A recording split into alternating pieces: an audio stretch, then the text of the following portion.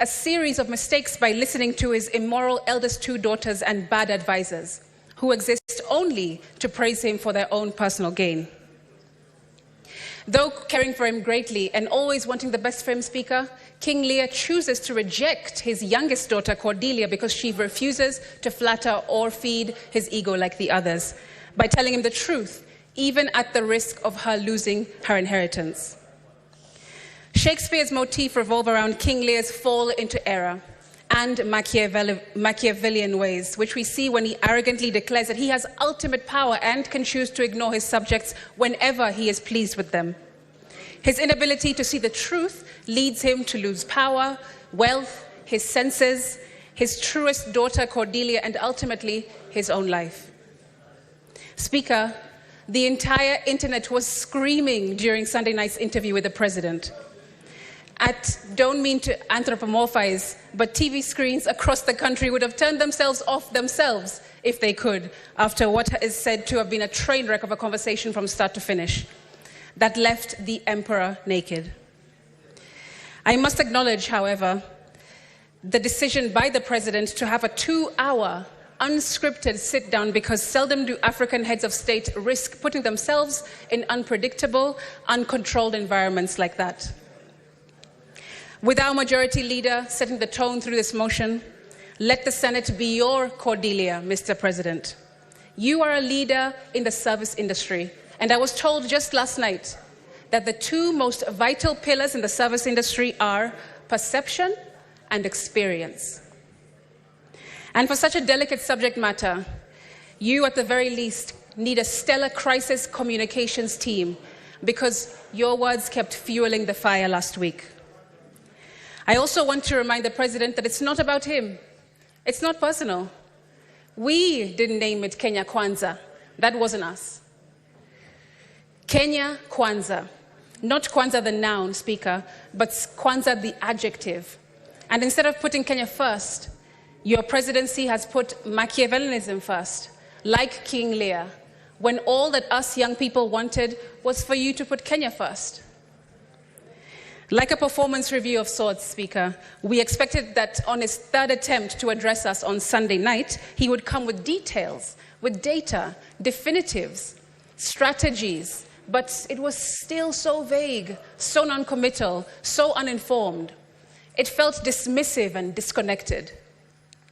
Speaker, the president went on national television without a clue of what has been happening in the country that he believes he governs.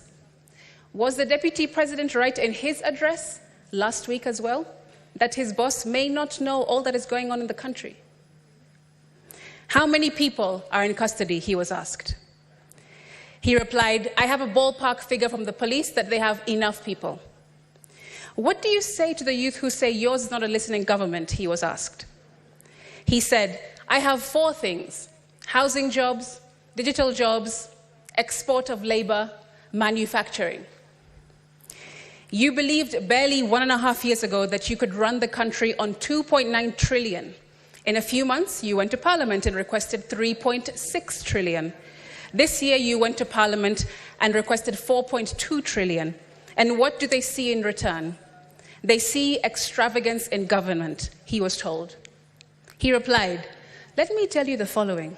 Today, universities were almost closed because of debts of 60 billion shillings. I have enhanced their budget by 40 billion shillings because education, to me, is the greatest equalizer. Speaker, this went on and on and on. Tone deaf and not answering what Kenyans really wanted to hear from the president. Not only were shots fired at innocent young protesters last week, Speaker, but it seems in this interview we also saw shots fired at his cabinet, his deputy president, and even the communications team caught astray. So what are some solutions? Speaker, in response to austerity measures as directed by this motion, the president has on record made pronouncements of what he plans to do. Young people do not want more dialogue or multi-sectoral groups before he actions what he has already committed to do. In his Wednesday, 26th of June press conference, the president committed to do the following. 1, Reduce expenditure, starting with the executive office of the president and extending it to the entire executive arm of government. 2, operational expenditure in the presidency be reduced to remove all allocations for the confidential vote, reduce travel budgets, hospitality, and purchase all motor vehicles and renovations, as well as other expenditures. Number 3, Parliament, the judiciary, and county governments working with the National Treasury also undertake budget cuts. This clearly shows, Speaker, that the President knows exactly what he needs to do and precisely what he needs to focus on. Get rid of corruption, get rid of wastage, get rid of breaching court orders, get rid of misdirective and duplicative pots of money like CDF, which completely usurp the true function of a legislator.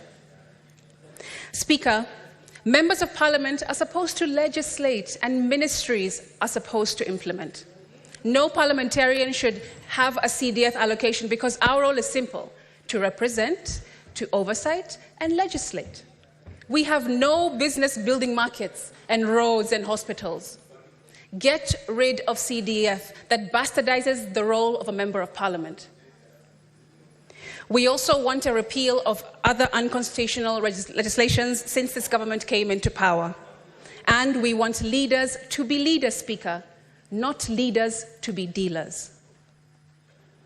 However, to achieve all this, we also want to hear definitives and strategies, not broad, pie-in-the-sky pronouncements. By now, Speaker, we should already have heard how much he will reduce expenditure in his office.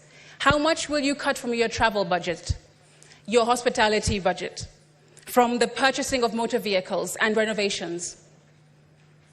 Speaker, the President has economic advisors who work for him round the clock and should have crunched preliminary numbers for us to see by now. On Sunday, the 30th of June, he was asked on national TV again if he'll reduce his ministers and ministries, to which he replied, and I quote, "That is an area that we will have to look into because that is a reality that we will face." It clearly shows that the President needs to do. Speaker, for my second proposal, let's go to Article 152(1) of our Constitution. That the Cabinet consists only of A, the President, B, the Deputy President, C, the Attorney General, D, not fewer than 14 and not more than 22 Cabinet Secretaries. This means, Speaker, that our Constitution provides for that the President can cut the number of ministries to 14 from the current 21, saving the country billions of shillings. The Constitution goes further to say in Article 152(5) that the President, A, may reassign a Cabinet Secretary, B, may dismiss a Cabinet Secretary, and C, shall dismiss a Cabinet Secretary if required to do so by a resolution. Sorry, not sorry, Mr. President, but wake up your Minister of Youth Affairs, because the youth are telling you that they are desperately underserved. Wake up your Minister for Interior, because too many poorly trained, trigger-happy police officers exist under his watch. Wake up your Minister for Labour, because young people are protesting in the streets due to a lack of equal opportunities. Wake up your Minister for Roads, because we're seeing the worst levels of carnage and needless deaths of young people than in any 10-year preceding his. Wake up your Minister for Trade and Industries, because from small innovators to entrepreneurs to industries, the ecosystem she is leading has become terribly unforgiving. If you already know what needs to be done, and the Constitution gives you the power to take action, Mr. President, Cabinet Secretaries must be sacked. My third proposal, in reaction to point number 1 in this motion, revolves around exercise of legislative powers. Speaker, why is it that the finance bill never makes its way to the Senate for consideration? Our Constitution does not bar this upper house from jointly considering legislation, especially those with as much gravitas as a finance bill. To illustrate this, I want to go to Article 109(5) that says, "A bill may be introduced by any member or committee of the relevant House of Parliament. but a money bill may only be introduced in National Assembly in accordance with Article 114. It simply says, Speaker, that a money bill may be introduced only in the National Assembly, but nowhere does it say that a money bill cannot also be considered in the Senate. Our Constitution only bars this House from introducing money bills, not from considering them. This must be corrected to avoid future constitutional misinterpretations that lead us to continue allowing the National Assembly to monopolize such crucial functions. I'm just reading the law. And while we're at it, Majority Leader, the entire country knows that our committees here are chaired and vice-chaired by your side, the government. That doesn't give balance. That doesn't give an opportunity for real unbiased and impartial looks at bills and proposals and legislation in this House. If you hold the chairmanship and also the vice chairmanship in all committees, how are we telling the rest of the country that we are transparent and we're going to move forward in a new way? That also needs to change. Speaker, life is in the power of the tongue, because if we get this mandate, we cannot afford to mess around and continue to play politricks. My fourth proposal focuses on the presidential assent and of the Finance Bill 2024. And for that, let's go to Article 115 of the Constitution. 1. Within 14 days after receipt of the bill, the President shall A. assent to the bill, or B. refer the bill back to Parliament for reconsideration by Parliament, noting any reservations that the President has concerning the bill. Not National Assembly, Speaker. It says that it will go back to Parliament to be considered by Parliament. And the last time I checked the definition of Parliament, both houses were included. What about the conversation on salaries, Speaker? Well, I want to say the following. The Salaries and Remuneration Commission really did not read the room. Today, in order to pay all public servants, figures show that we are spending 1.1 trillion shillings, which is 46% of our budget. I want to be frank. I propose our current salaries for those at the national level be cut by 50% and our allowances be reviewed downwards. That's right. I want us to put our money where our mouth is. We shouldn't pussyfoot around that, Madam Speaker.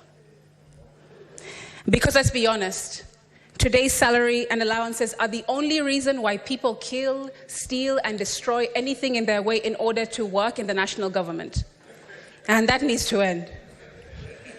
Speaker, there used to be a time not long ago when being a public servant was very unattractive. I'm sure Senator Halwale will remember that if you have a good degree, a good studies and accreditation behind you, you would rather go into the private sector because it was much more lucrative than the public sector. But now that has gone upside down, Speaker. We also heard the President tell us all that we are set to lose by having rejected the finance bill on Sunday. He said, and I quote, "So what is the alternative? Help me with that, Linus, because there are only two things we can do. Either you raise money from taxes or you borrow. Period. There is no magic here," he said. Well, Mr. President, you're right, and there is no panacea, but all you had to do was ask, because the Finance Act of 2023 provides clear examples to learn from. For one, we witnessed reduced consumption of petroleum products, a slowdown in construction due to high cost of materials, and a significant overall increase in construction costs, largely attributed to the imposition of the export investment levy, and on raw materials, that is, Speaker. Notably, imports of clinker, crucial for cement production, dropped by 77.5%. Also, remember that in the first half of the 2023-24... Senator Asige, I want to just inform you have 4 more minutes left. Also, remember that in the first half of the 2023 fiscal year, the KRA missed its revenue target by a substantial 186 billion Kenya shillings, which underscores the point that overly ambitious tax measures do not always lead to increased tax collections. These figures are solid data we can trust, Speaker. Why impose more taxes, levies, and charges when we haven't fully recovered from the negative effects of the previous legislation? Many of businesses were forced to close, and some relocated to neighboring countries with more favorable tax conditions. What's the real solution, Speaker? What are the Gen Zs and the many Kenyans protesting for? We are exhausted just seeing the president on these trips every single week, as if he's Beyonce on a world tour. Mr. Speaker, Madam Speaker, that is. The president is not on a world tour. He should stay in the country and do his job like the rest of us do in this country. Yes, he may have had many plans, but Mr. President, exporting our brightest minds to work abroad is not the solution. This brain drain is crippling us and cannot be quantified at all. Did you know that these countries who call for Kenyan workers, do you know what they ask for when they are calling for us?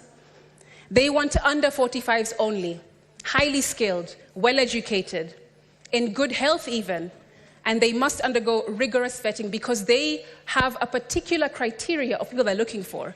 That means that we are removing our best minds, our best workers, our best laborers, and shipping them off to Australia, Germany, England. But do they ever bring the people here, Speaker? They do not. In my conclusion, as I close, I would like to speak directly to young people. Everything was impossible until somebody found a way to make it possible, and today that was you. You have been steadfast in demanding that this government stop and listen to you, and before this moment, everyone thought it was impossible, and now, though I remain a bit skeptical of the presidency to some degree, I still stand 10 toes down in believing that Kenya will never be the same again because of you, young people. I also want to be real with you. We must stop glorifying money, praising those with flashy cars, big houses, expensive holidays, eccentric lifestyles, and filtered lives. It's us that keep applauding that behavior. We follow those accounts. We like and repost their displays of opulence every day, and this exacerbates the problem of these people wanting to keep up their public images, but not that all that glitters is gold. Why don't we go back to exalting excellence, character, conscientiousness, and all that is good and all that endures? There is a reason why Paul says the love of money is the root of all evil. We really must change. Speaker, let me land by circling back to King Lear by William Shakespeare. Anna Camerali writes that the tragedy of King Lear's lack of understanding of the consequences of his demands and actions is often observed to be like that of a spoiled child. But it has also been noted that his behavior is equally likely to be seen in parents who have never adjusted to their children having grown up. Speaker, Kenya's democracy has grown up. It has matured and it's maturing into a faceless, fearless, tribeless legion of... Time is up. Half a minute, you finish that sentence. Give a 1 minute, Secretariat. Thank you, Speaker. I was saying, Kenya's democracy has grown up. It has matured, it's maturing into a faceless, fearless, and tribeless legion of the majority of our population, who have a good constitution, but unfortunately in the wrong hands. Speaker, Kenya, I stand by them in this House, I speak for them in this House, and when they name the 25th of June 2024 Z-Day, they will know that you did that. I thank you. Senator Catherine Moma.